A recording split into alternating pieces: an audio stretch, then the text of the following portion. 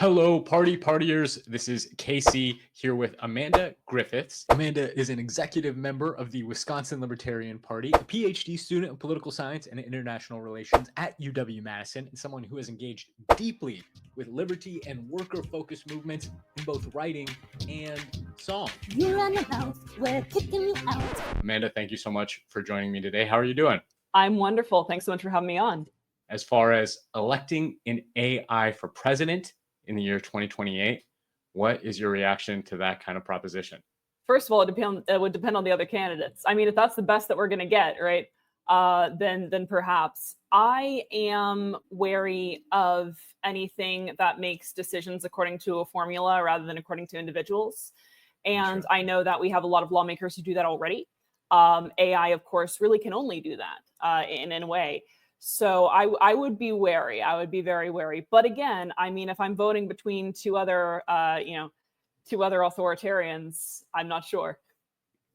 Do you see any front runners within the Republicans and Democrats that you think are not authoritarian at this point? For example, if we had a Trump versus a third term Trump versus a third term Barack Obama, how would you feel about that? Oh gosh. I mean, neither, right? And it's a good question because I think you have to be a certain kind of authoritarian. You have to be egotistical, and in order to think that you can run a country, right? That comes with the territory. So there are various gradations of authoritarianism, and again, I think it's more picking your poison. Because politicians and leaders are inherently authoritarian, what I want in a politician and a leader is someone who will wield as little power as possible, right? You'll use that authoritarianism to walk back some of the authoritarianism. I'm skeptical that we have any front runners currently in either of our two major parties that are going to do that. I'm glad you bring up that point. And I've been thinking most recently about whether it is our system that is encouraging that kind of authoritarianism and drawing in, like attracting, like moth to a flame, those kind of personalities. One of the reasons I'm attracted to the idea of an AI for president is because we could potentially create it in a way that's open source and transparent. So you could review not only the code that it is running on, but the inputs that it is using to make its decisions. I wonder if we had that same kind of forced transparency for human representatives. If, for example, they had very little privacy, if all their decisions were monitored in the same way that you could argue the NSA is monitoring Americans. Do you think that would be a forcing function for better morality, or might that lead us into another kind of dystopia? I mean, I'm inclined to say other kind of dystopia for the reason that if we have that capacity to monitor every lawmaker's decisions, that's good for us. But again, that capacity is always turned against us, right? And there are some things that arguably not everyone in the entire world should know. I do believe that there is a national security function that is served by governance. I don't know whether it's served well currently, but there is that function ideally.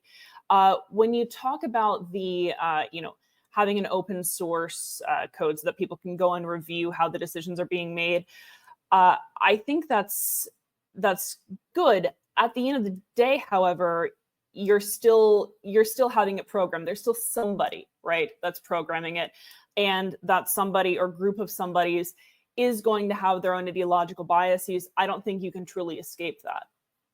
No, I mean, honestly, it is a very hand-wavy solution right now. And based on how I think the current chat models are programmed, it might not even come down, if it ever did get that far, to a specific person, but rather a black box where humans will not be able to say why it made a potential decision that greatly impacts everyone. But I appreciate your thoughts on that. It is something that I think as these AI models continue to progress will become less and less fictional and potentially more and more relevant. Absolutely. That brings us to maybe our first major topic, the future of work itself. As we see AIs become more advanced, one of the things you raised at the convention that I thought was fascinating is this idea that unions have been captured by kind of the corporate structure themselves. Am I understanding that correctly, or could you dive deeper into that? Yeah, absolutely. And you are understanding that correctly. So if we look at the history of unions, right, and we think about, there's always been a tension between the unions themselves and the individual workers. That's baked in. When the unions started, and we think about revolutionary movements, the idea, if you look at a Marxian model, is always to take on the functions and the methods of the capitalists, right, in order to overthrow capitalism. I'm not saying that all unions are Marxian, but initially that was the proposal, right? So we use these structures in order to overturn the structures. Well, the problem with that is if you're a materialist, you should also realize that your modes are going to condition your motives. So if you are working within a corporate hierarchical structure, then your modes are going to become corporatized and hierarchical. This is exactly the sort of thing that we've seen with the unions. They have taken on the tactics of big corporations. We think about industrial era mammoth corporations that were monopolistic, that had very few regulations. If a business did the sort of things that a UAW, for instance, is doing right now, we would be rightfully outraged. The idea is to capture and have one union, essentially, with big unions, capture an entire industry and then go even outside the industry and lump more workers in. It's a really dated model, and it's incredibly exploitative as it pertains to the workers themselves. If you look at some of the data on big unions and what they've done with their surplus, they have had a surplus over the past decade. I'm talking about big unions only, not local independent unions. Where that money has gone hasn't been strike benefits, hasn't been grassroots organizing. It has been increasing the salaries of their top brass, and they've cut lower level staff. That's what they've done. They have become corporatized. And I think you've seen that same fattening of the top layer of the pyramid, so to call it, Yeah. across a ton of different ranges. I mean, you have strains at the highest level of our government now, with people like Peter Thiel influencing JD Vance, saying that monopolies are good, actually. And it Yep. almost seems like the American competition with China is trending in that direction as well, where America is adopting more of, I don't know if you would call China a fascist system, but there definitely seems to be a merger of the public and private capitalization there. Yeah, absolutely. The funny thing about China is that it's either capitalist or communist, depending on what they're doing and depending on how you feel about capitalism and communism. Mm, They're both state capitalism and state communist because these two things look very, very similar. There is a collusion between the corporate and the state mm. that always leads to a downgrading of the value of the individual, whether it's the individual consumer, the individual worker, the individual entrepreneur. That's frightening. I think you're absolutely correct that we are seeing a desire to, a tendency to take on some of the methods that China has undertaken under the guise of, well, we're liberalizing.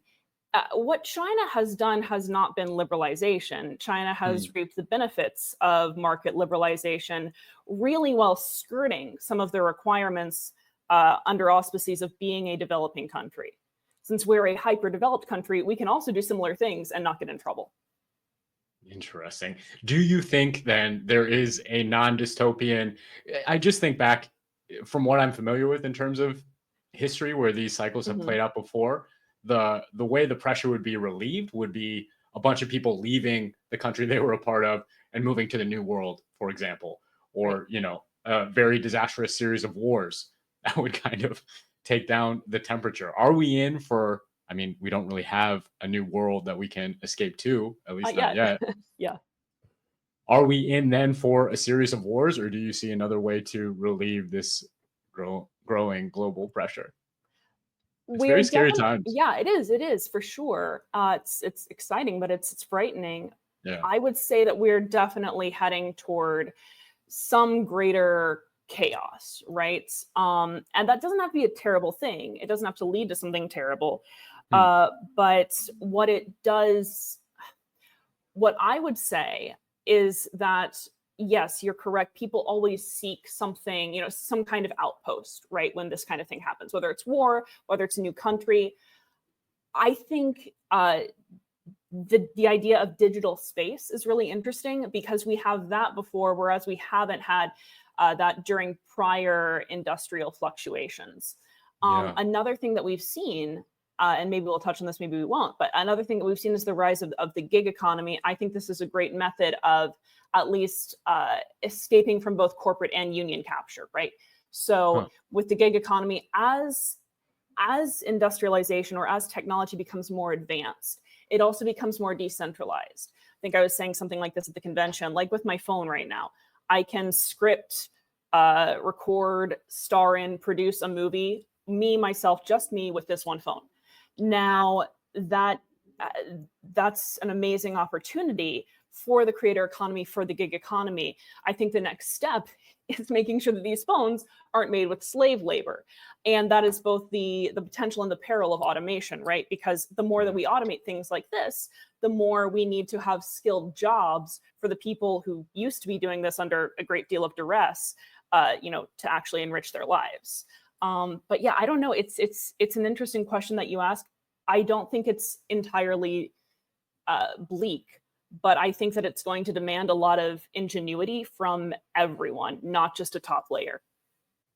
Amen. And I have been very optimistic up till now, and we'll continue pushing that line into the future. I think that the tools AI is giving to the general populace for as little as $20 a month subscription is remarkable. Yeah. Part of what I've been harping on to my friends, family, anybody that will listen to me online recently is that everyone should seek to become their own corporate entity. Everyone should seek to be developing a niche within which they can use these tools to potentially even overtake the largest corporations, who I don't think are going to be able to adopt this technology as quickly as the individual will.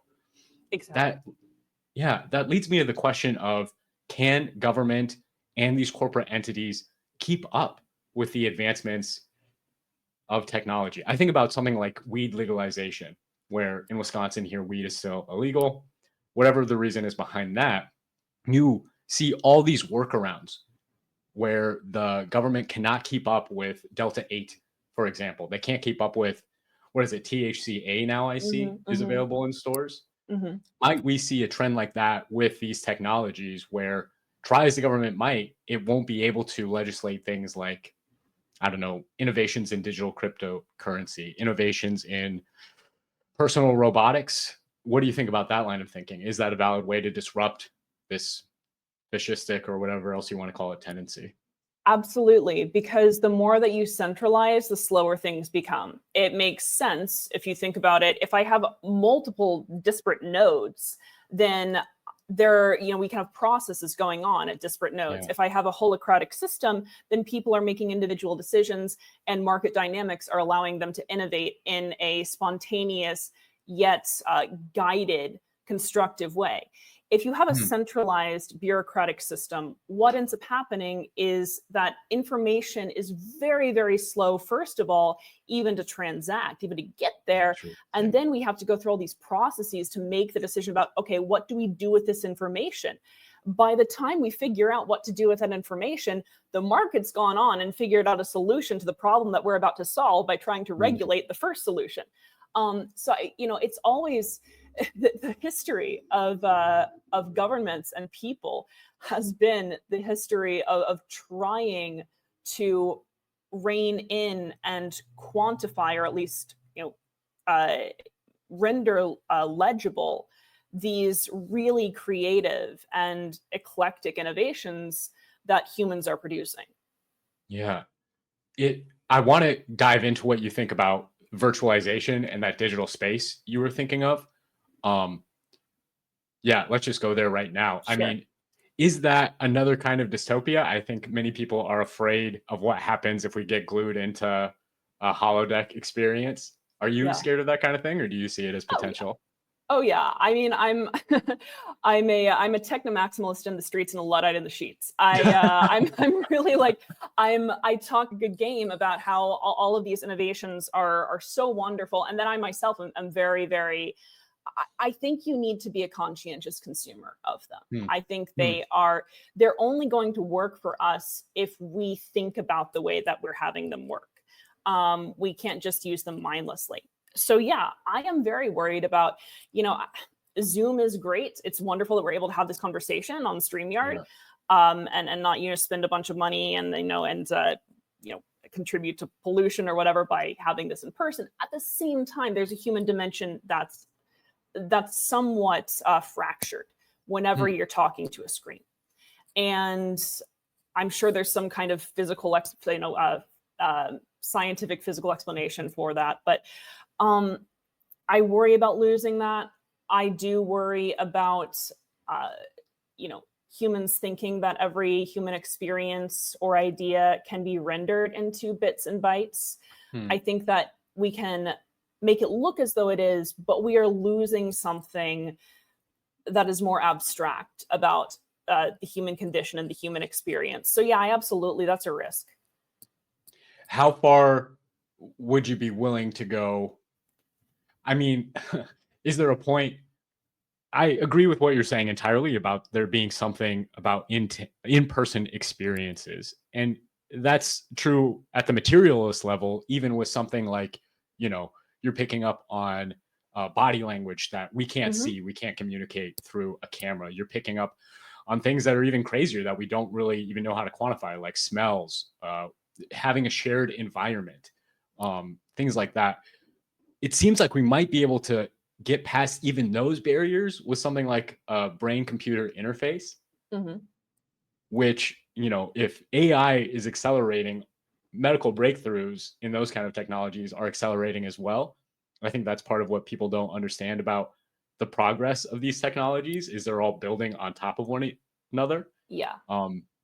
We might have implantable everyday brain computer interfaces available through us within the next couple of years. And that is, again, something where the regulation, I don't think, can keep up with it. Is there a point we get to where you think we should start protesting inclusions, or should it be laissez-faire? Should everyone be able to decide for themselves what they're willing to adapt? I mean, I think both. Protest is a part of laissez-faire, right? So you're pushing back against something that you don't like, and that's an element of voice. I don't think that regulators have the answer to this precisely for the reasons that we discussed. They're just too slow. By the time they figure out what the problem is, we've created a solution, and, you know, we know more about how the human brain works or whatever. We have more insights. When regulators try to legislate those insights as well, and those scientific developments, then that too gets privileged, right? You know, you can only research this and not that. So what you're saying, I'm not going to write anything off in terms of the potential to have, you know, have in-person experiences over physical distance. What that is going to require, however, is a great deal more insight, I think, about the human mind and the life of mind than we currently have. I mean, like, and again, I'm right now, I'm talking way past my pay grade. The little that I know about stuff like quantum entanglement and whatever, and now we're getting really loopy, but the little that I know about that kind of thing, it does suggest that there is something that can be harnessed across physical space, right? Yeah. But we don't exactly know precisely how to harness that yet.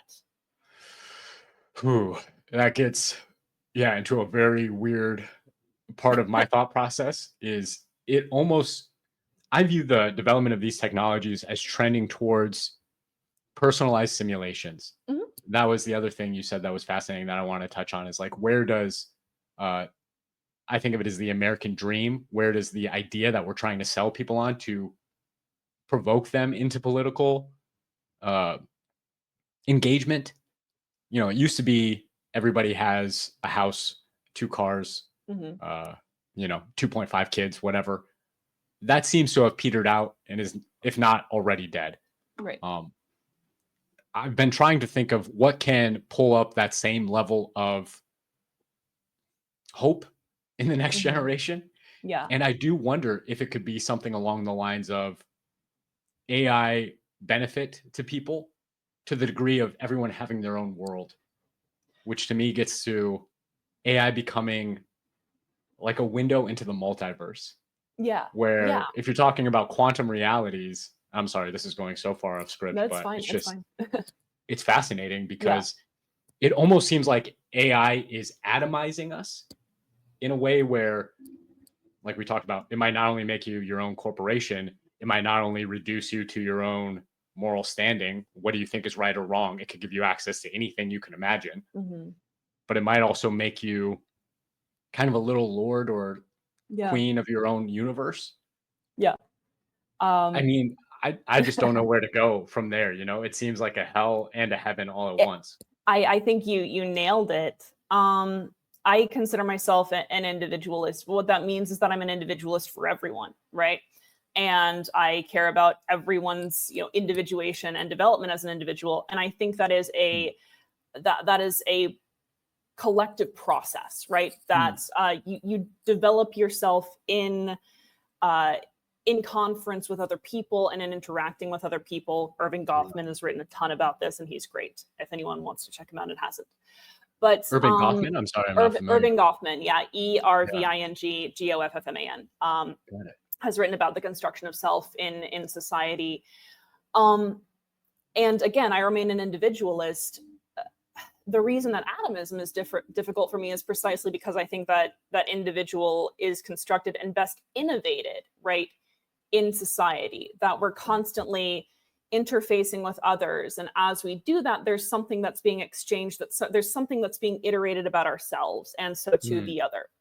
mm, And it's not really a binary opposition or a Hegelian dialectic as much as it is, mm, creating multiple dimensions of self that you can transact.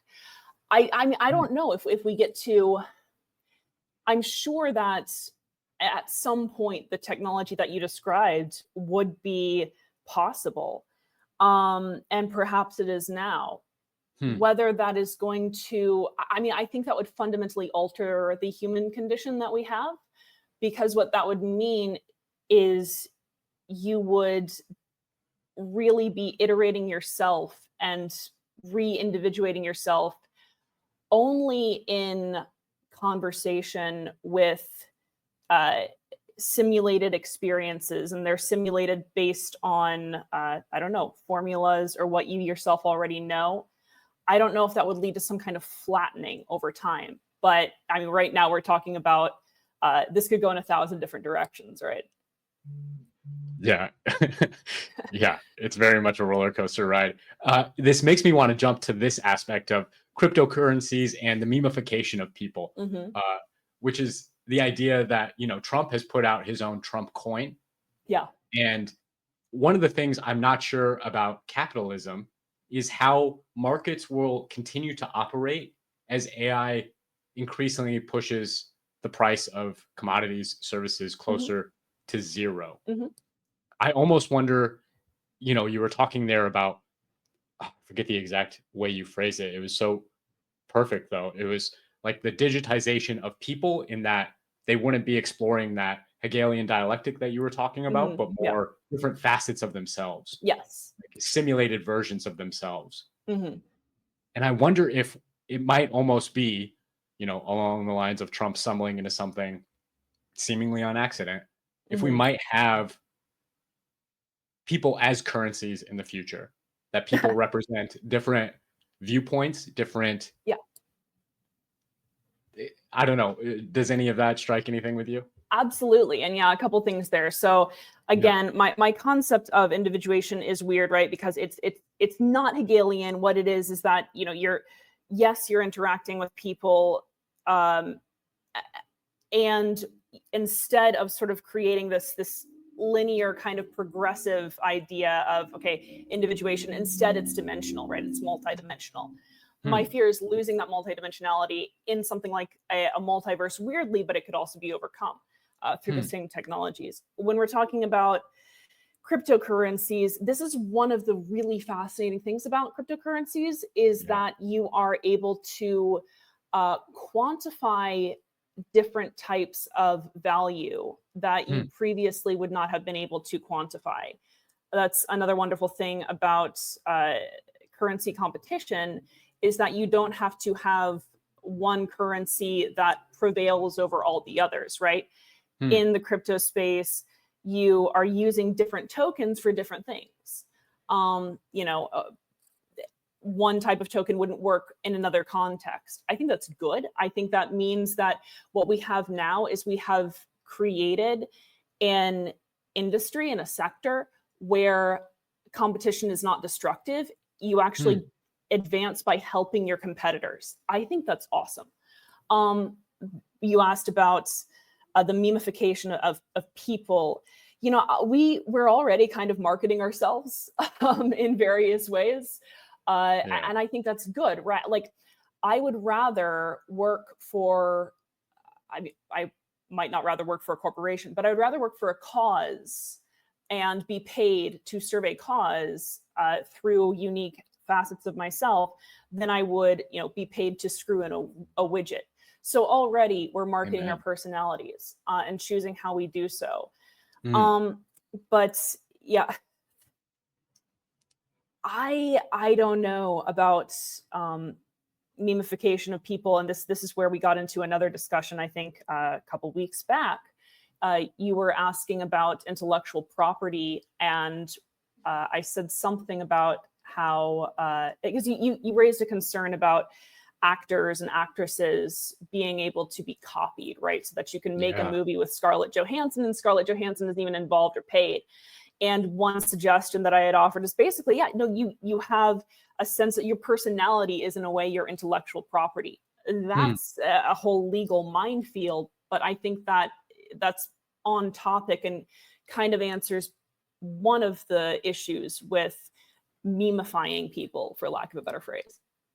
Yeah, no, it's really interesting that you phrase it like that. Do you think there is a difference between someone's personality and their appearance? Like, I can imagine a situation where you have the ability to reconstruct, you know, again, going off this idea of people as memes, as cryptocurrencies to some degree, you can construct a representation of Scarlett Johansson and utilize that in a way that she might be antagonistic towards, you know, not even necessarily something immoral, but something where, you know, she's representing a product that she doesn't believe in, used in an advertisement. And might there be a way through that cryptocurrency process for her to disavow or disambiguate herself from that kind of representation? I don't know. Sure. Yeah. I mean, in terms of the cryptocurrency process, I wish I knew enough about DeFi to, you know, give you an answer about platforms and things like that. What I can say is that, I mean, there are currently standards that could serve as some form of precedent for the type of situation that you described. So, you know, if somebody says Scarlett Johansson endorses this product and she doesn't, then that's false representation. That already provides a type of precedent. I think that we have the means to resolve these issues through various legal codes, legislation that's already been passed. But I don't know. Again, like I said, however many solutions government creates, there are people who are going to create workarounds for them. Yeah. Yeah. Well, that makes me think of this idea about digital IDs. We were talking about privacy a little bit earlier. It does seem to me that digital identification, having some kind of way for the government and private individuals to verify that you are a real person and not a bot, is going to be more and more needed in the future. I imagine to a libertarian, that kind of thing sounds like a nightmare. Am I missing something? Is there another way around this? So the reason it's a nightmare for libertarians, and I'm not going to write it off, but the reason, as you probably can understand, is that any kind of data collection in which the government engages usually ends up hurting the people, you know, against whom the data are collected. Maybe this is one of those things where this is another risk that we have to weigh the risks against the rewards, right? What's the risk of not having this technology versus the risk of having it? And maybe it wouldn't necessarily lead to the total death of privacy. If you had a digital ID, for instance, you could have some kind of, I don't know, unique code. You know, if you if you custody your own cryptocurrency, for instance, you kind of have this already, right? Yeah. You could do that with a person. I think you would get a lot of pushback from multiple angles in politics and in ideology, but it could help resolve some of the issues with with exploiting personality and with taking someone's identity and representing it falsely. The funny thing is that ideology is so fungible that you could endorse or reject this proposition from, again, any angle in politics. Ideology being fungible in the sense that power is the ultimate determining factor there. Is that? No, just that, so if you have a core set of ideological beliefs, those are very, very generalized. And so I can justify really just about anything from any point on the ideological, I don't want to call it a spectrum, but any type of ideology, right? And I think that, you come to something with a set of priors, and you use those priors in order to develop a solution or opinion about them. But because those priors are so generalized and not context specific, those context specific opinions that you develop are variable. Yeah, that is something else I've been struggling with is, I am such a hater of the political duopoly. But the more I have engaged with third parties over the past 6 months, I've spoken not just to libertarians, but people involved with democratic socialists, communists even. I was just in a conversation with the chair of the Transhumanist Party. I don't know if you're familiar with that movement at all. I've heard of them. I mean, I know about the transhumanist movement. I don't really interface with it a whole lot, but yeah. Fascinating work. They're doing I'm sure. very interesting things. Yeah. But they all do seem ideologically driven to the point of excluding themselves. And, this is just historically not necessarily true going into the future.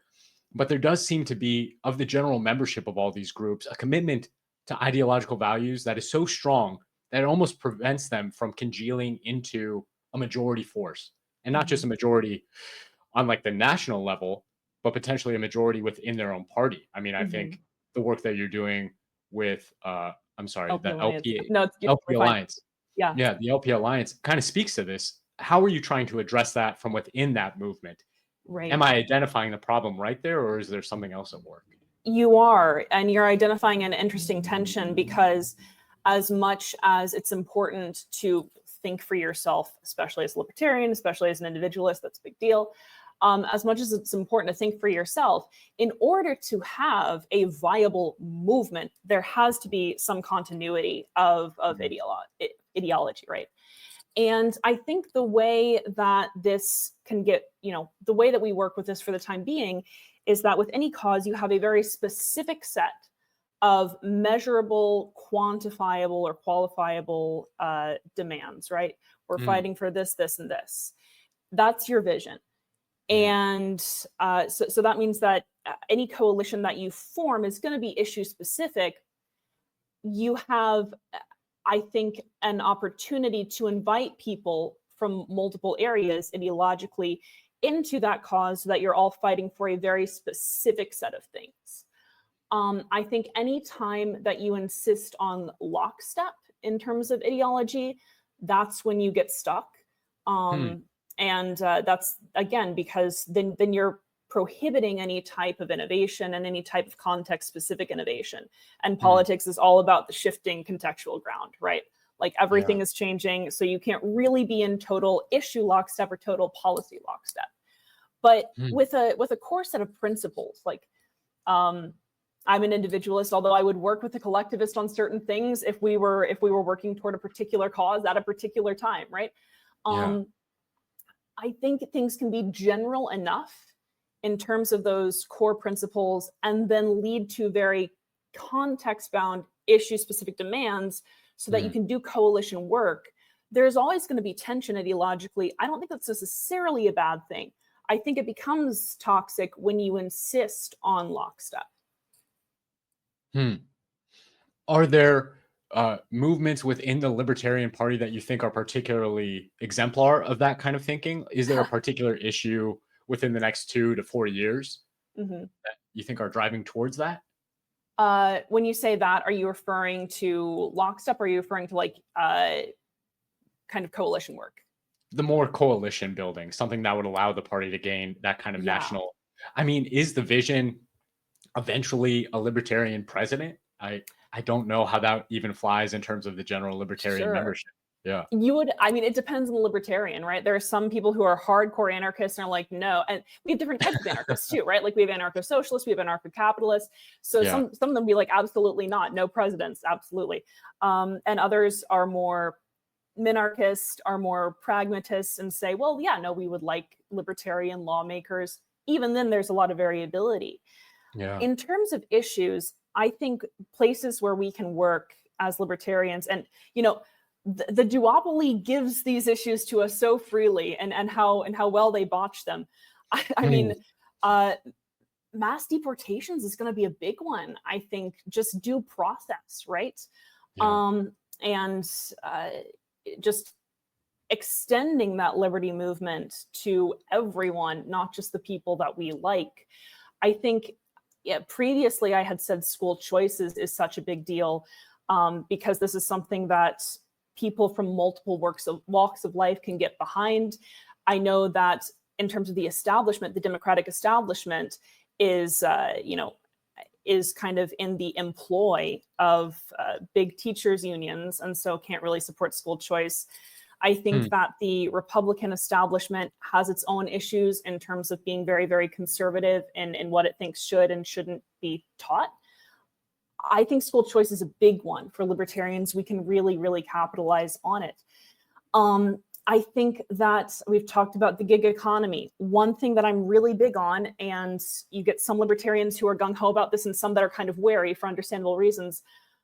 I want us to be pushing back against corporate unions. What that's Hmm. going to require in a lot of cases is accepting and working with the idea of local independent unions, worker-led unions, worker self-management.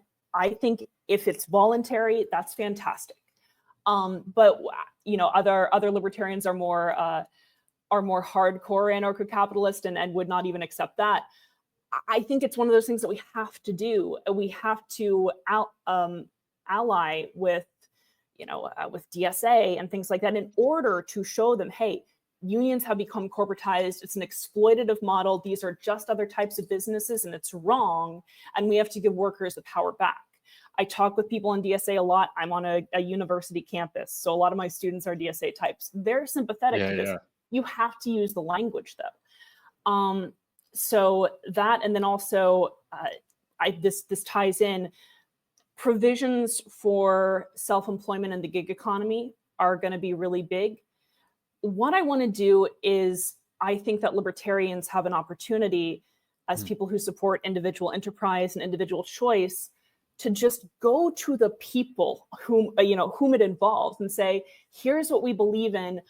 Do you want to join us? Do you want to work with us? Do you want to canvass for this? And then it's pretty basic. You're not doing a ton of lobbying. You're not trying to parlay with bureaucrats. You're just getting to a mass popular movement. That's what we should be working toward. But again, it can be difficult as a political party. I mean, God bless. I think political participation is such a needed and discouraging enterprise in America Yeah, right now. And yeah, it seems like the duopoly has been set up almost to propel that feeling of despair in yeah, total. And yeah. then, yeah, I don't know. I appreciate so much the work that the libertarians are doing. I We have try. a dream. I mean, God bless. It's such important work. And to see the level of passion, and also another thing that surprised me so much at the Libertarian Convention, maybe it is something specific to libertarians, how uh, educated and passionate y'all are as individuals on different aspects of different issues. Hmm. Um, was just so surprising. I had so many amazing one-off conversations Yeah. about topics that I never would have considered personally. But then That also, I'm sorry, I don't No, mean to go for it. interrupt. Go for it. Yeah. No, I was just going to say on the flip side of that, y'all's willingness to engage with other political parties is not something I've seen, Hmm. in the Green Party, in the Communist Party, even the transhumanists are very much in their own lane of thinking. Whereas every libertarian I've spoken to has seemed so much about coalition building. It's kind of surprising in terms of the underlying ideology, but Yeah, because it's vital. I mean, and again, you'll meet. I'm sure if you stick around long enough, you'll meet some libertarians who are like, no, we can only work with other libertarians, and yeah. I don't see how we make viable change that way. You know, I don't think that we should fuse ourselves with another political party, which has also been an object of debate in the Libertarian Party in the past couple of years. I don't believe in that at all. I think that's sacrificing our principles. But if you have issue-specific coalitions, that's the only way that we have the scale that we need in order to succeed. And yeah, I love it so much that it's libertarians, and oddly, I see this a lot with like left comms and stuff like that, or they will have, they're very erudite. It's very binary. They either really don't know a lot or they know a crap ton. So the great ones are very erudite and very well spoken, typically only on a small set of issues, right, which tend to be economic issues, and they're great on that. Libertarians, I think, we're more eclectic, and when we have our little pet issues that we latch onto, and some of it's drug decrim, sometimes it's worker empowerment, sometimes it's education, sometimes it's 2A, anything. So that, I think that's a cool kind of unique thing about us. It is very unique. I highly recommend everybody check out what's going on in their local libertarian chapter if you're not familiar already. One thing you did bring up is education and school choice. I live personally in Milwaukee, and we have had a lot of issues with our school board. Yeah. One of the things I've been trying to push, but am finding myself blocked by various union coalitions, is the idea of the AIification of teachers. Yeah. I don't know if you're familiar. Yeah, I don't know if you're familiar with the Alpha School in Austin. A little bit. Yeah. Yeah. It's like a private charter school, and they are charging an obscene amount of money. So granted, they have access to a crazy amount of resources. I think it's between like $20,000 and $40,000 a year for their students. But they have AI only teachers, and they give kids access to some AI program 2 hours a day, and then use the rest of their time for various real world, rock climbing, cooking. I've seen a bunch of different videos on that. They have done tremendously well in tested environments. And I think the idea of every kid having their own personalized tutor, I mean, that just makes so much sense to me. Yeah. But I can see not only at that, K through 12 level, but also at the university level. I can't imagine universities adopting this kind of model. No. What do you think is the future of, that showdown? Yeah. So I think that when it comes to, I think it's gonna be hard at the university level, at least in the humanities, and it depends, right, on your discipline. Yeah, makes sense for STEM to a certain degree. With the humanities, there's the entire idea is, and this is true for STEM too, but because it's less quantitative in the humanities, the entire idea is about disruption, and it's qualitative disruption. So that really can't come from prior like machine models alone, right? There's something, I believe at least, about human process and the human thought process that has not yet been captured by machine learning.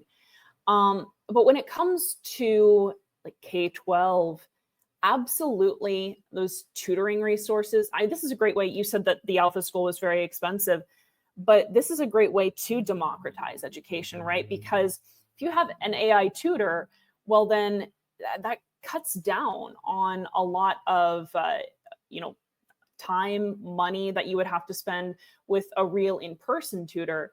Yeah. And that can be useful. I don't know. I think that this gets us into a situation, again, where the more that we have automated employment or automated production, the more opportunities we have for people to develop unique talents and skills that they can render marketable. So I'm like this weird hybrid, I know, in terms of my ideology, because that sounds weirdly, like fully automated luxury gay-based communism, but it's a space-based free market. And I dig that. I think free markets are a wonderful means to an end, and even after my idea is infinite innovation, right? And I think that that's always going to be qualified somehow through market processes, they might not look entirely the way that that they do now. But I think that'll Hmm, always be there. the market. It, uh, it's tough. I think one of the issues that could be that congealing force in the future is job displacement and job Hmm. loss. Uh, Yeah, I don't know if you're following what's happening on like the software engineering side. yeah, yeah, We're hearing so many CEOs coming out and just straight up saying, "Oh yeah, we're not hiring anymore," and I think that's going to lead to layoffs in the near yeah, future. yeah. My fear with that is Yeah, that we turn to something that is very regressive and populist. Because when people lose their jobs, of course, it's destabilizing. People get tribal. They start to blame whomever, right? They blame the government, or they blame like the immigrants, or they blame yeah, whatever. They blame capitalism. They blame social. I don't know. My worry is that that happens, and then things become even more tribal, tribal and polarized. That's why I think yeah. it's so important for people who are politically engaged and who are not part of the duopoly, or maybe even who are and just are more open to new ideas, Mm, to engage in coalition building, because this resentment is building. I want us to end up in a place where the individual matters more. And when things become tribal, the individual matters less. yeah. So I want to use this displacement effect that's coming, because it happens anytime you have technological advancement, right? Hmm. I want to use this displacement effect in order to give people the opportunity to self manage, to Mm, create a unique product that is them and that's based on what they do and what they care about and love, and you know realize a cause in the world. That's what matters. I think that the way that we do that is by breaking down a lot of these regulatory barriers that have been created in the first place by big corporations and in the next place by big unions, and yeah, allowing people to really govern themselves. yeah. Man, it's just so beautiful. And I do think there is a very bright future in the sense that if any of us are replaceable, I mean, there's been a lot of people saying that uh, robots won't be able to do manual labor for Hmm. decades. I think the timeline is much more condensed than that, but I have I no have a doubt. Roomba right now. Yeah. I mean, Is it trying to against my unionize? house. Yeah. Watch out! that's Watch that's out! the fear. Yeah. uh, no, God bless the Roombas. They deserve a Yeah. living wage Yeah. too. You know. Sorry, I interrupted you. No, no. It's just, I think we will automate away a CEO's job Mm, way before we automate away a plumber's. You know. yeah. Yeah. Um, so if the automation is coming from for all of us from the top to the bottom, we are all in a collective situation together. And I think that Hmm. is in some way the safest place to be Yeah. because it's either going to be one person hanging on to their very increasingly tenuous position at the end of the robot revolution, or it's going to be us all collectively figuring out a way to empower the individual. Yeah. And Um, that's yeah, the fact that there's not really a binary between the collective and the individual. You can be an individualist and realize that that's a collective project by definition. yeah. You mentioned localized unions and keeping things Hmm. small and voluntary. Hmm. Is voluntary participation the only limiting factor there, or is there another way to kind of enforce that localized notion? Sure, that's a great question. Yeah. I love it. You have like where to draw the moral line. I'm like, I hate the word moral so much. But That's a different uh, topic. That's about yeah, cloning. But yeah, okay, yeah. yeah, yeah, yeah. Um, so when you're talking about like voluntary, can you be a little bit more Mm. specific? In terms of like, is there another factor? Is that what you said? Well, I think we can kind of see it in the processes that we're fighting against now. You know, Hmm. this corporatization tendency where power becomes more and more centralized, more and Hmm. more hierarchical, and that allows the people at the top of these pyramids to exert advertising pressure, to exert Yeah, ideological pressure. So yeah, a union might start out small, local, voluntary, but then it gets enough surplus resources to start investing in recruitment, to start investing in propaganda, to start right, investing in coercion of membership through regulatory frameworks. right. I don't see how to put a limiting factor on that kind of process. Yeah, and that's a great question. So thank you for that.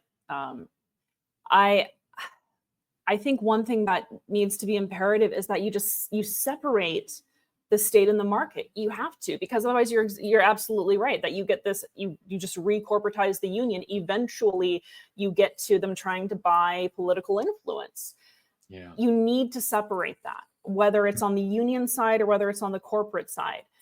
Both end up the same place. When it comes to, for me, I think a union should exist within that particular workplace. If it's a franchise or if it's a chain or what have you, we have multiple stores.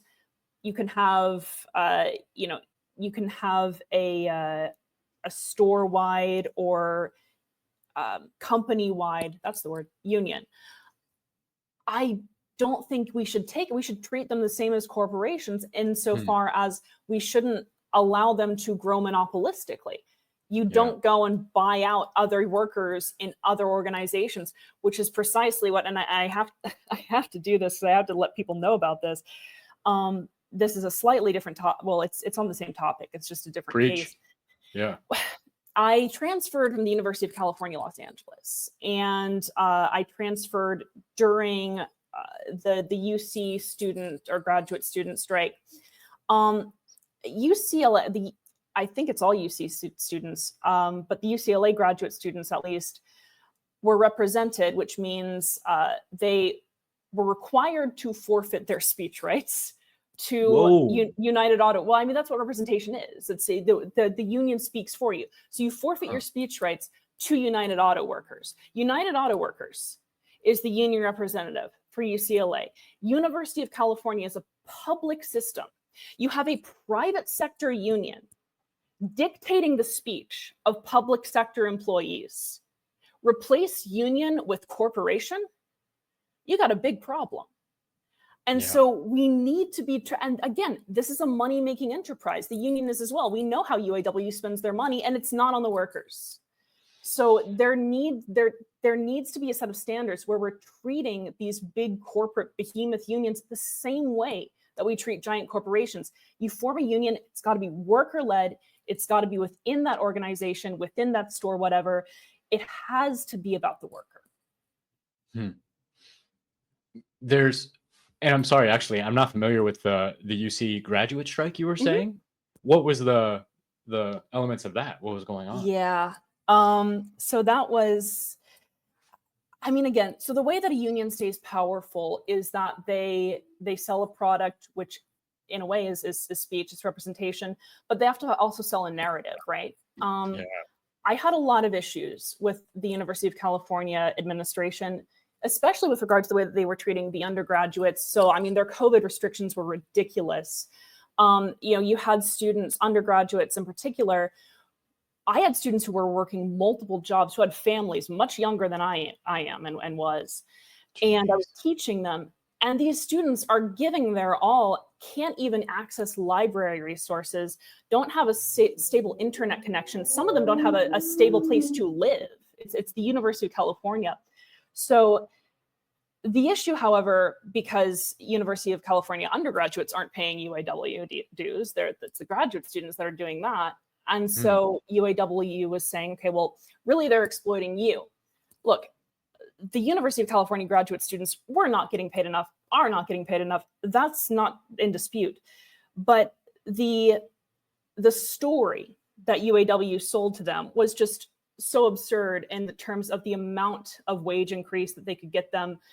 And the real pawns in all of this were the undergraduates who really were being made into objects of resentment for the graduate students. Most of the time, if you're in the humanities and you're a graduate student employee, you're a teacher. You teach the students. And especially in large lectures, you're really the first point of contact and relationship academically for these students. When I came to UCLA, the students that I had, by their senior year, maybe they'd spent 1 or 2 semesters in a classroom. And it's absurd, the amount that's being charged in tuition. So what UAW said is, don't teach, stop teaching, stop working. Wow. So it basically, you force the undergraduates online again for me, we talk about solidarity. My sense of solidarity was always with the undergraduates. That sounds weird, but I felt a sense of community with them and realized their exploitation, the extent to which they were being exploited and used just as pawns. Because again, they're paying tuition, they're not paying UAW. UAW doesn't care about them. They're bargaining chips to maneuver. The disregard for the human mind and the disregard for human life was so disgusting to me. And the way that they were encouraging the graduate students to regard the undergrads was awful.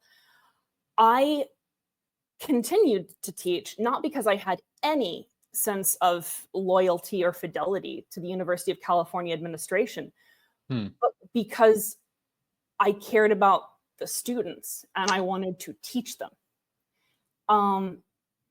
That was not welcome, but you have to do what you have to do. And I wasn't going to be able to look at myself in the mirror if I just stayed at home and spent a couple of hours a week at a picket line and then went bowling and had pizza parties, which was a thing. Wow. Has that situation resolved? Was there? Yeah, so they got a bit of a wage increase, which is good. Not what UAW promised them by any means, because if they got everything they promised, then UAW doesn't have a value proposition. They didn't get everything, they got something. So yeah, the UC students are now working, as far as I know.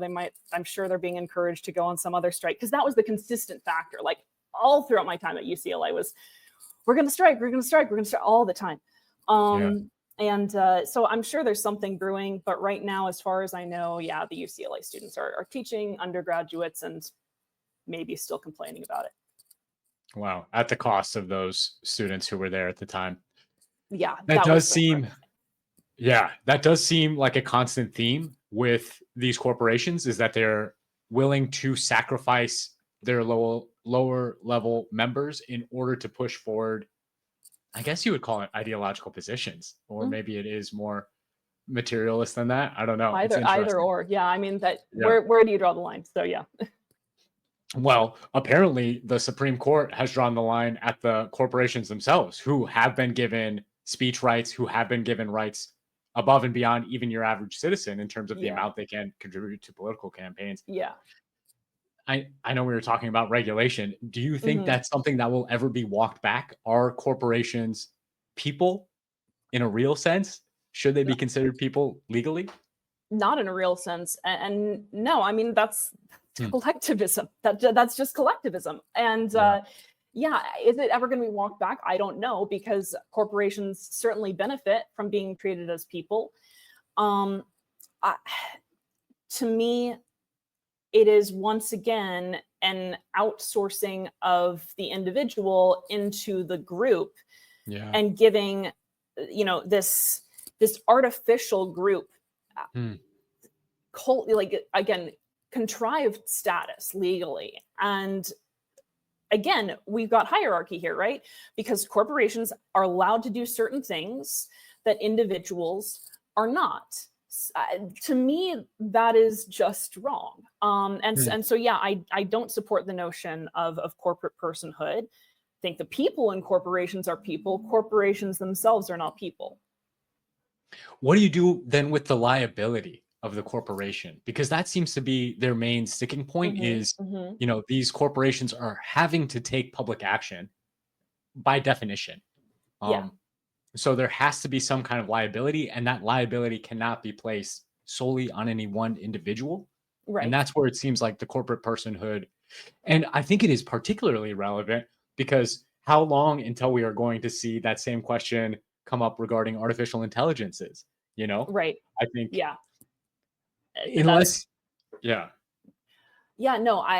that's a good question. In terms of liability, I think this is the sort of thing that you work out when it comes to, executives being liable as a group.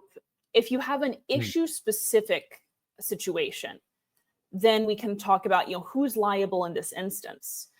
But with corporate personhood, then you've taken a problem and you've magnified it rather than said, okay, what are the issues? And then how do we treat those specific issues at those specific points? Again, Yeah. you treat it individually. So I think that's how you do it. You don't do it by globalizing the issue and therefore the problem. Interesting. And I could see technology also, it's raising the issue itself. It could also be the solution to it. Mm-hmm. I wonder if we might see more direct democracy actions in the future where, Yeah. we stop moving forward with individual pieces of legislation that are meant to cover such broad strokes areas and are left up to the determination of a single judge. Yeah. And we might see juries of our peers, at the local, state, federal level vote on these kind of things that are occurring within their jurisdiction. That would be I really don't know. interesting. I Yeah. mean, California has a referendum system. Sometimes it works really well and sometimes it doesn't. I've heard it's a nightmare in a lot of Yeah. regards. Yeah. The idea is great. And so, it's one of those things that I spend a lot of time asking myself, okay, well, if this thing sounds great in theory, why is it not working in praxis? Yeah. And then just kind of writing about it and, hitting my head on the desk. But yeah, I am still a believer in democracy and in democratizing as many things as possible rather than outsourcing them to bureaucrats. Yeah, if we were to have, and I think an informed citizenry is key, if we were to have an informed citizenry making decisions about these types of things, making referendum-based decisions, then that would be ideal. Then the question is, okay, well, how do you inform them? And I don't know if you can ever truly have an education system that is not somehow some type of indoctrination, right? It's really just about creating a social climate where knowledge and and curiosity are respected and venerated. Have we done that? I don't know. I think you have some enclaves where that happens. And in general, I think right now we have a society where people are rewarded for shock value over actual substantive content. So again, I think the obligation is on creators to merge the two, create that substantive content and, make it punchy, make it catchy, make it fun. I don't write a parody album about the Russian Revolution, whatever. But, yeah. It's it's something I've been struggling with a lot myself because simultaneously you want to be as true to your message as you can.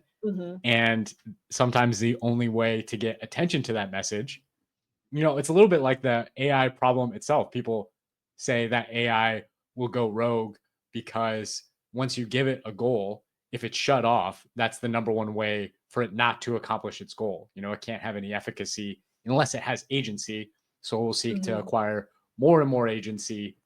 It almost goes back, I think, to that point you were raising about the frameworks, the corporate methods being corrupting themselves, where as soon as you're on this flywheel of you think you have a good message, so you do whatever you can to get more attention, but what you do to get attention is what dilutes or turns your message into ideological drivel. Yeah. I mean, I don't know, I'm trying to get more eyeballs on my pet issue here as well, or my potential solutions. It's something I struggle with a lot. How much do I lean into attention grabbing, but potentially misleading thumbnails, titles? It's a whole thing. Yeah, and you got to be careful. I think that, if you have the clickbait titles, that's one thing. Where it becomes dangerous, where it becomes difficult is if you're doing something that directly contravenes your overall intention for purposes of getting there. Yeah. It's not that that's morally bad. It's just that it's strategically illiterate. And this is the problem with again, go back to the notion of we will use the methods of the capitalist to overthrow capitalism. I don't know, man. If you need the methods of the capitalist, it sounds like you're just always going to be using capitalism somehow, which means the capitalism is going to have to persevere somehow. So, and that was a reductive gloss, but the point is that when you are doing something in order to not do the thing, that's when the motives become corrupted by the modes. When it comes to clickbait titles and thumbnails, I don't see an issue. unless again, the goal is to not have clickbait titles and thumbnails, right? The goal is like total radical honesty in terms of content at all levels. But you use the methods that you can, and you're very mindful about them. I think that's the way to do it. Well, there is something interesting there about honesty being equivalent to identity at some point. I don't really know how to phrase that yet. But with that whole, this takes me back to what we were talking about with privacy. And I can't remember exactly where we glossed over it, but the idea that there are some necessary levels of, well, I guess this is the way to phrase it. I think privacy at the individual level, in terms of the top down perspective, is already dead. Like the NSA could be spying on us right now for all we know. Right. The CIA could have files on us that limit us from, future opportunities. Who knows? Right. And it seems to me like that kind of modus operandi for our political establishments is incredibly toxifying itself. And that part of the goal of whatever political movement I'm interested in being a part of is that we would do away with those kind of dirty deeds for good purposes. Yeah. That seems to fit in very much with what you were saying there about adopting corrupting ends. But would you go that far?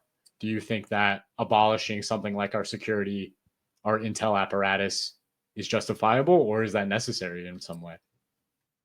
I think we do, again, because we live in a globalized world, and I think that's a good thing.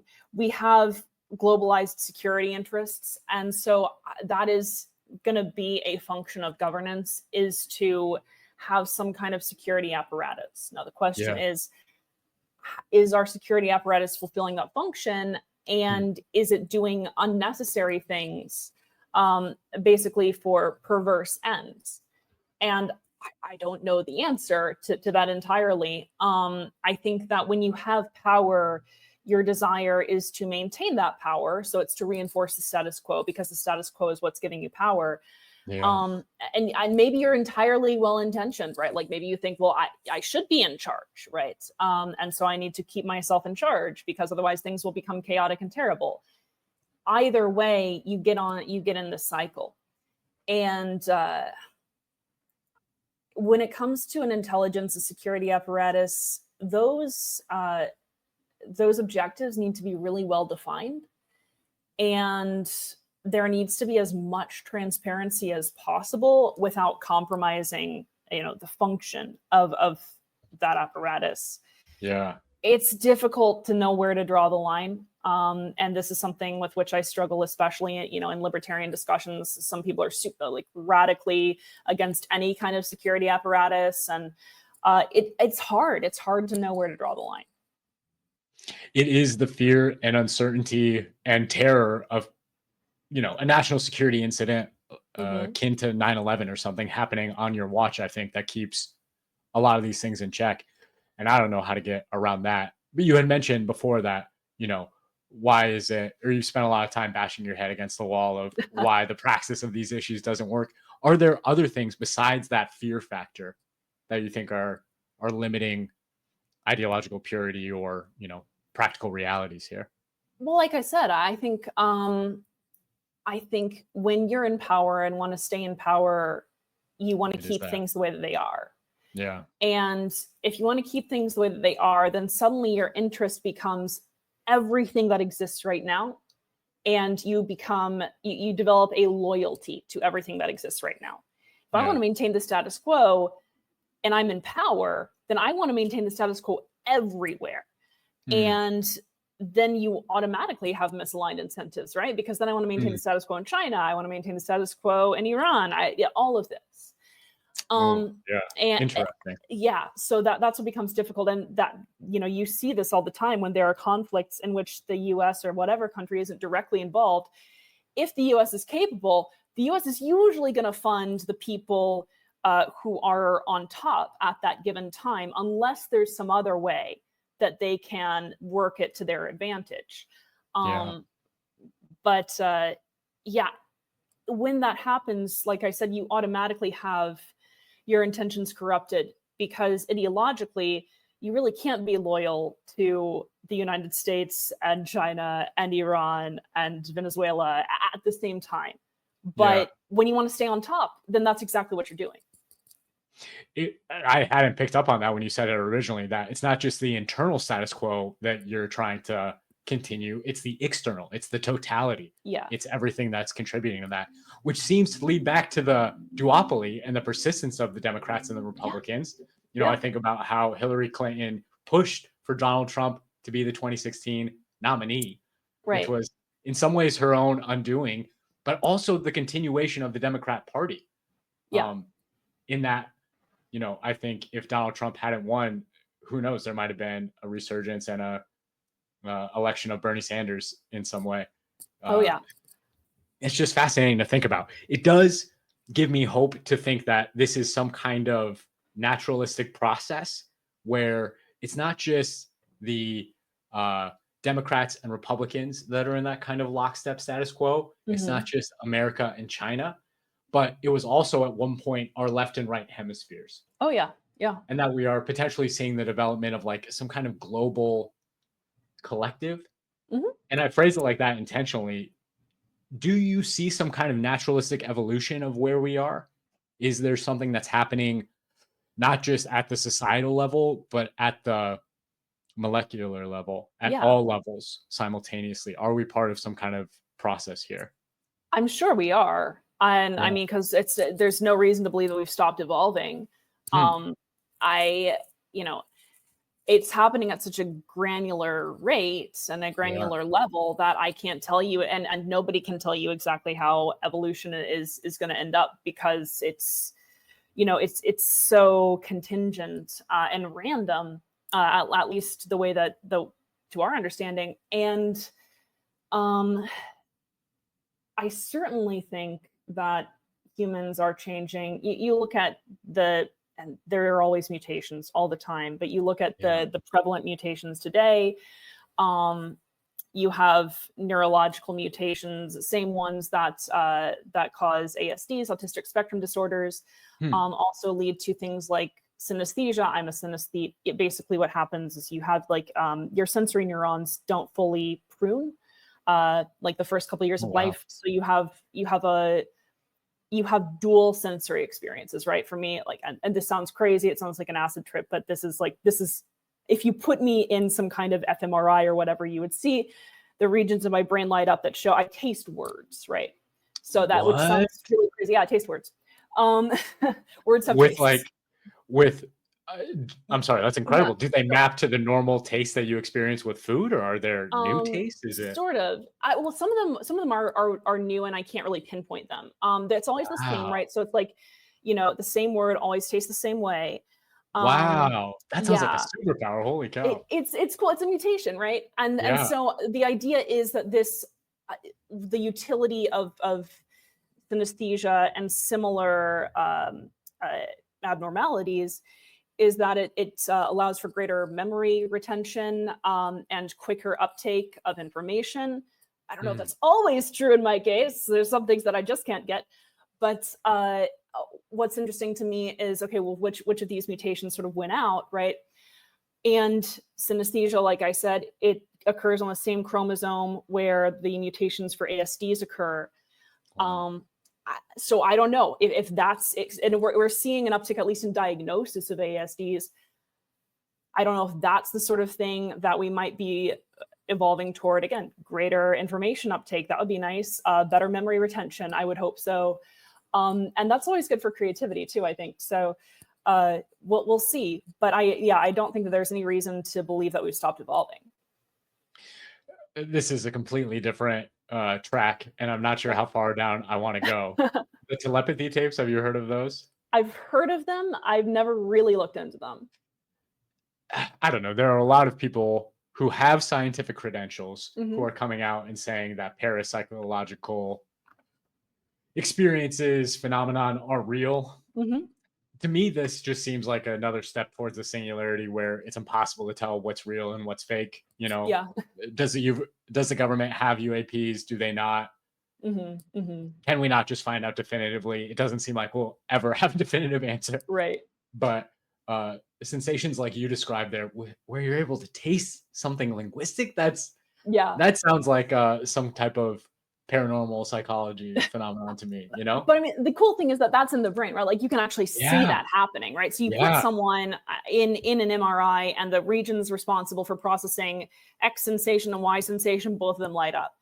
Um, with parapsychology, I guess there are some various ways to measure that, or at least conceive of that. yeah.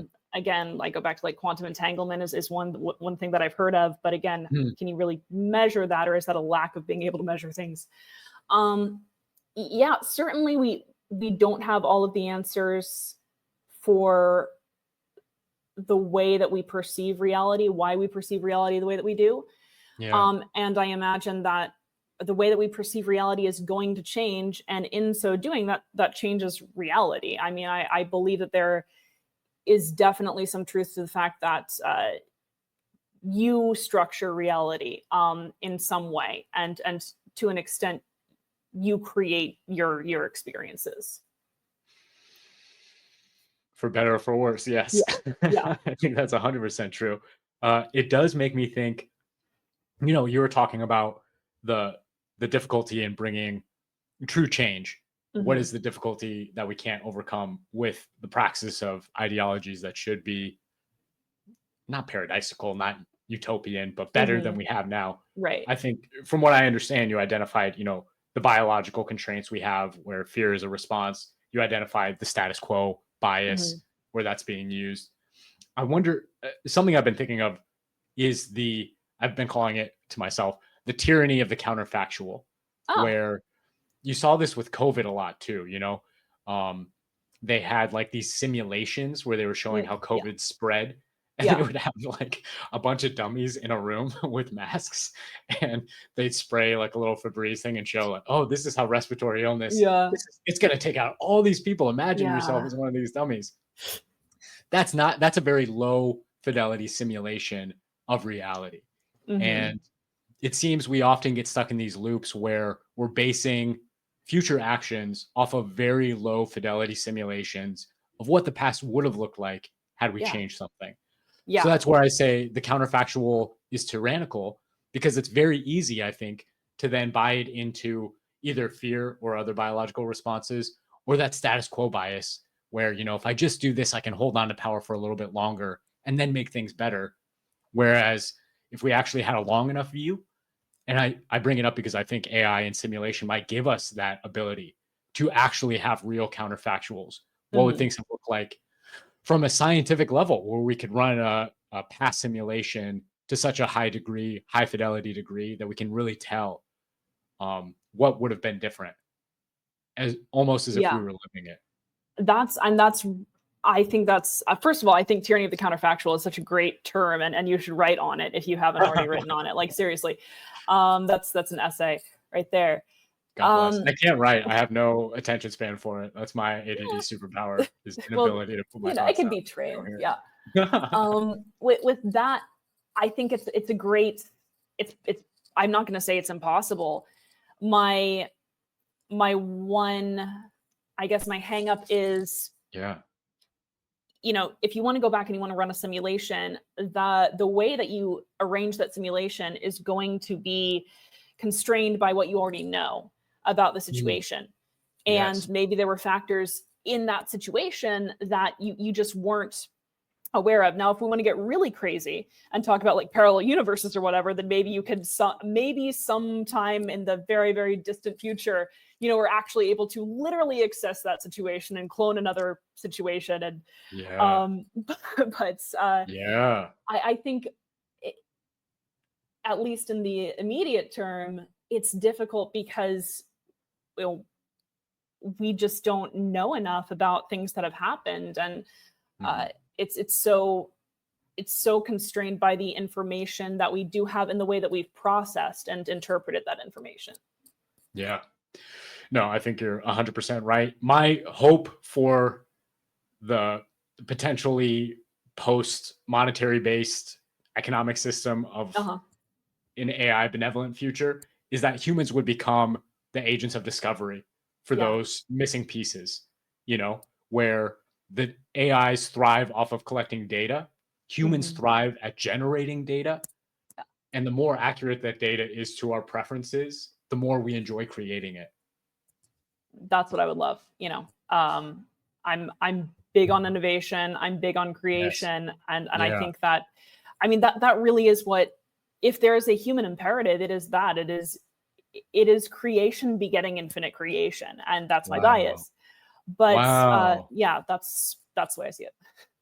That's a beautiful ideological framing if I've ever heard one. And it Thank you. destroys the status quo bias by definition. Like that is Yes. the Yeah. I mean, like, you can't stay still. Amen. Amen. I do want to bring in something you said you hated, morals, as potentially the Yay. way to close out the Okay. conversation. Okay. Why do you hate morality? Why is that I a I bad don't word? hate What does it morality. taste like, I should say? It tastes, honestly, it tastes kind of bland and kind of like in the back of the throat. Um, Wow. but, Wow. but um, I don't hate morality. I think discussions of morality are really difficult because everyone Yeah. has, a different understanding, and everyone has a different definition of what morality even is, like what constitutes morality, let alone what is moral. Yeah. So I don't hate it. I'm just, I get tripped up in discussions of morality because I'm not really even sure, like, the epistemological ground that we're communicating on. But I will try for you. So No, that's really interesting. I think at a certain point, morality just becomes a question of what people do. yeah. And you're trying to create a bias towards behavior that grows, that Hmm. can become an infinite game, Okay. Yeah. right? That's Yeah. that's how I see it, is what is the set of basic behaviors that will allow us to continue growing, not just as individuals, but together in society. That helps. Yeah. Yeah. Well, I don't know, because do I think that people should ultimately be disallowed from doing something they believe is true? Can you ground out? Can you say definitively? I think about it sometimes as uh, can the person on stage know less than the audience? You know, Right. like Right. if the person on stage doesn't understand their character better than the audience, it's going to be a bad show for the Hmm. audience. Right. Maybe that's disconnected, but it just seems like if you are designating what someone can and can't do morally, you are putting yourself, like, I don't know, this is so hard to formulate my thoughts around, but people talk about needing to pause the development of artificial intelligence Hmm. until we have some greater framework on how to control beings that are smarter than us. Hmm. And that just seems to me by definition impossible. Yeah. So that's really an argument for the status quo. They just want to preserve the current power structures as long as Right. they can. Right. I see it that same way. How can you, unless you are an omnipotent being, how can you designate morality? Yeah. I think similarly, and I don't think that reality is entirely, individually. Well, I don't think that there is no shared set of circumstances. But what I Yeah, do yeah. think is that there isn't, the way that you observe reality is the way that reality is created. Hmm, And again, because again, this has been proven in the quantum world, like, what if you observe it, that all actually helps to constitute it. hmm. So in that sense, you can't be an entirely omnipotent being morally, because people are always going to create new realities through their observance. Yeah.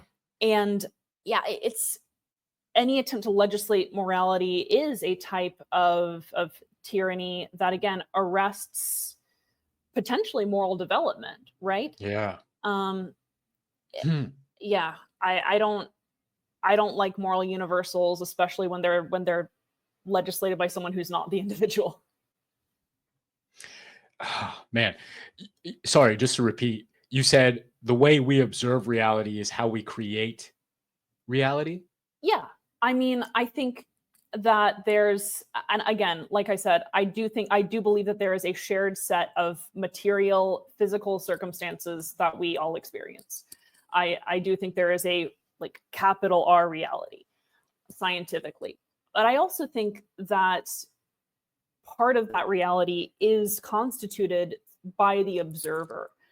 Yeah. It's sort of like, I don't know if death of the author is not quite the right word or phrase, Hmm. but it's where if you're observing a work of art, then part of that work of art is how you observe it, right? It's not just what the artist intended, it's also how you're taking it. And that Yeah. actually creates the identity of the work of art, similar to the creation of the individual personality. It is created Yeah. in concert. I think morality is that way too. So I don't think it can ever truly be legislated universally for all people, because circumstances are always going to change and the people who are interpreting those circumstances are always going to change. We don't exactly know how that's going to unfold. I've been struggling so much with this because it is something that I think is counter talking about audiences and getting Yeah. captured by Yeah. bad incentives. I personally, I'm a person of faith. I believe in a Mhm. highest power, Mhm. but I define that as something that can't be reached Mhm. necessarily, something Okay. that Yeah. is by definition transcendent. You Yeah. know, the idea of Spinoza's negative theology, where you Mhm. can say what God isn't, but you can't say what God is, because Mhm. that is creating a word that will never taste quite right, will never Right. fully capture what it Right. means to be that highest thing. And I think that I was kind of skirting around this before, the natural process we are engaged in is the creation of the deity like beings that our ancestors worshiped, Yeah. Yeah. I can see that. but we will never be able to create an entity that can correspond to the highest being, because that being is a constant evolution until we escape the Yes. construct of time entirely. And that's almost what I heard you saying, is that all works of art are 4D objects that Yeah. we have not yet reached the end of. I never will, right? Because as long as they endure, right, they're going to be reconstituted Yeah. by the observer and the circumstances in which they're observed, which are also constituted by the observers. So it's an infinite. It's more than an infinite loop. It's multidimensional, Yeah. like I'd said earlier. Yeah. So yeah, I don't know if this has to do with why I struggle with the concept of morality, but we got on this somehow. So. Well, I mean, I think it fits. Thou shall not kill. What if you're in a Mhm. situation where not killing a person would lead to potentially the death of the universe? Is that Right. not? I don't Right. know. And even religious traditions talk about this, where in Christianity, which I'm most familiar with, God talks about, or Jesus talks about heaven being a place where there are no rules, where Mhm. creation is made for the individual, not Mhm. individuals making creation through moral construction. Right. Right. In my wilder moments, I do see AI as a paradisical version of this, where through that kind of simulation, counterfactual creation I was talking about before, AI allows us to escape time Mhm. by giving us access progressively more and more to the multiverse, to our own simulated and maybe eventually physical realities. I mean, is there a difference between a simulation and physical reality if it feels the same to you in your brain? Right. Right. I don't know. I don't even really know how to pull that back in, but um, I struggle because, I want to work concretely at the idea of an AI president. I do think there is something there in Mhm. terms of like the open source and transparency movements, at least to bring attention to people as we're seeing more and more job displacement with AI. Right. I struggle because it seems so closely tied to me to this more faith based conception of reality. And I feel like bringing it up even is shooting myself in the foot, but I don't know how No, to do otherwise. It just seems like the truth.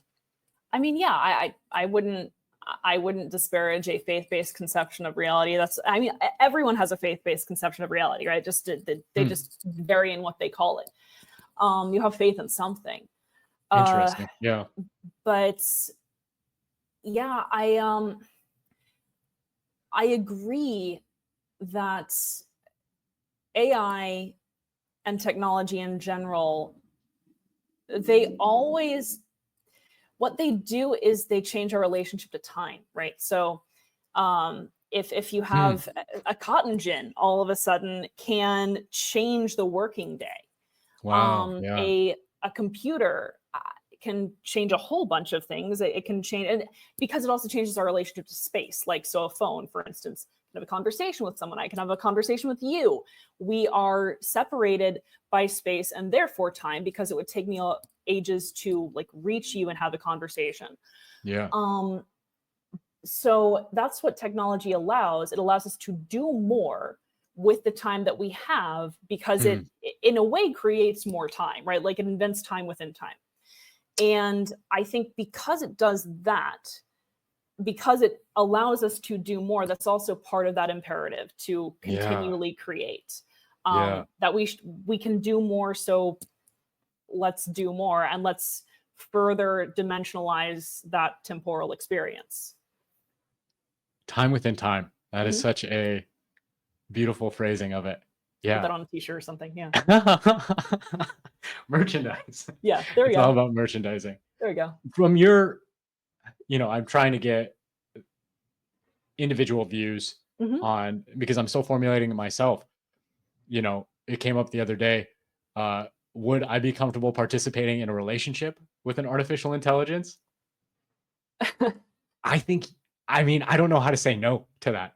If they do continue to develop to this degree, Right. putting AI in a relationship, even, is that something? How do you think about these, not only AIs in relationships, but the advancement of medical technology? Are there bridges too far there? I was listening to a podcast where a billionaire was saying right now there are people working on headless clones. Yeah. Now I'm thinking of like the Soviet headless, or the Soviet bodiless dog, which was terrible. And like, if you haven't seen those videos, don't. They did keep the dog alive for a period of time. But anyway, Jesus. Yeah. But back to your question, happier times, maybe. So the first question having to do with relationships and AI, you're reminding me of something that I read someone saying, which was that people have more of a relationship with like ChatGPT or Grok or what have you than they do with actual people, or why like AI is a good therapist or something. And I was thinking, okay, why does that strike me as difficult? And the reason that it does is because, for me, AI's job is to affirm the proposition. Like, if you put something into, and maybe this is more of a status quo thing, but if you put a question into a chatbot or whatever, one of the first things that happens is usually it pops back with sure, da da da da da da da da, and it like restates the proposition. If you ask an AI a question, it's sort of, in a lot of cases, will just kind of restate what you've asked it if it's an open-ended question. And in my relationships, at least, I do not want someone who affirms my propositions. I want someone who challenges them and who finds the holes and who improves them and iterates upon them, and then I do the same for them. I'm not saying AI never gets to that point. I don't know how it does, but I'm not saying it doesn't. That's kind of the difficulty for me when it comes to AI relationships, is I want something that's going to do more than just like replicate what is in a different way. And again, that's the difference, I think, between like replication and innovation. I think humans innovate, and right now I've seen AI replicate. I haven't really seen it innovate yet. For medical technology, medical advancements, I think the sky is the limit, really. And that gets me into dicey moral territory, but I think that we should do what we can with what we have. And if there's an opportunity to clone people and it's consensual, go ahead and try to clone someone. Like, and maybe I'm weird, but if it's consensual, and that's not always my dividing line, but it is in this case. Yeah. Oh, can you say more about the replication versus innovation? What do you think is the? I can try. I might get caught up in myself, but I think with replication, what you're doing again, like, is restating the proposition, and you are using what already exists to sort of recreate a version of what already exists, but it looks sort of different. And I know that there are holes in what I'm saying that I haven't quite plumbed yet. But innovation, for me is when you take what is and you, through some ingenious process, are able to create something that is new and has not been created before or has not existed fully before. Now you can ask, okay, well, how is replication not somehow an instance of that, right? If is a different version of what is not some kind of different thing, where do you draw the line? In the moment, I can't answer that question. I do think that maybe I could if I had a couple, if I had some time. But Yeah. to No, it me, sounds like a very yeah, interesting ground. Sorry, yeah. to you. No, it's fine. Just to me, it seems like that's one of the dividing lines that endures between what we call the human and what we call the machine, is that the machine replicates and or reproduces, if you will, and the human innovates. How that distinction, exactly where that occurs, I can't tell you in this moment, at least. No, that's very interesting. Are both replication and innovation